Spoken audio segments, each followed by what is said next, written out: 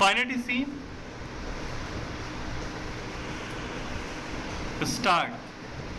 This civil appeal by the original writ petitioners before the High Court assails the correctness of the judgment and order dated 11/9/2009 passed by the division bench of the High Court dismissing the writ petition civil number 2887 of 2008, whereby challenge was made to declare section 50A of the Delhi Land Reforms Act 1954 constitutional, being ultra vires articles 14, 15, 254 and 21 of the Constitution of India.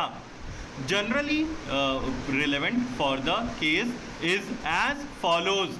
From the above pedigree, it is clear that the appellants are the widow and daughter of Ishwar Singh, whereas the contesting respondent numbers 3 and 4 are the sons of Ishwar Singh. The dispute relates to the agricultural property held by Mukhtar Singh. He had 3 sons, namely Mahinder Singh, Jagdish Singh and Ishwar Singh. All of them predeceased him. Mukhtar Singh died on 6/6/1997 and his inheritance relating to the branch of Ishwar Singh was succeeded by his grandsons, sons of Ishwar Singh, that is Jaydev and Amit.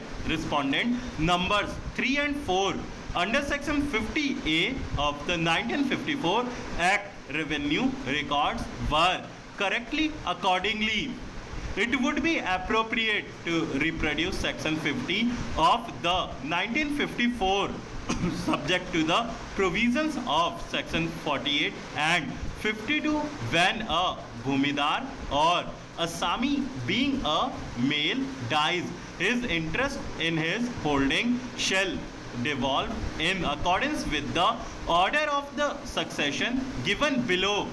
Male lineal descender in the male line of the descent, provided that no member of this class shall inherit if any male descendant between him and the deceased is alive.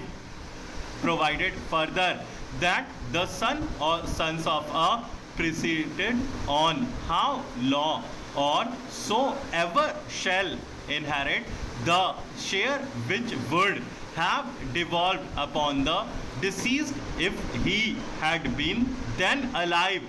Widow, father, mother being a widow, stepmother being a widow, father's father, father's mother being a widow, widow of a male linear descendant in the male line of descent, unmarried sister, brother's son, the brother having been a son of the same father as the deceased. The appellants, by way of a petition under Article 226 of the Constitution of India, challenge the validity of Section 50A of the 1954 Act as they were denied any rights in the inheritance along with respondent number 3 and 4. The relief is claimed before the High Court in the writ petition is reproduced below. To declare clauses A of section 50 of the Delhi Land Reforms Act 1954 unconstitutional, being ultra vires articles 14, 15, 254 and 21 of the Constitution of India.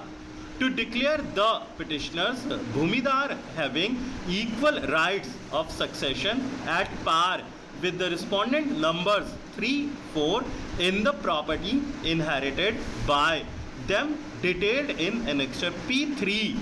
To grant any other relief in the interest of justice.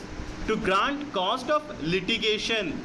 The challenge before the High Court was on the grounds of violation of Article 14, women being discriminated despite world over the rights of women were being empowered, Hindu Succession Act 1956 would prevail over the 1954 Act.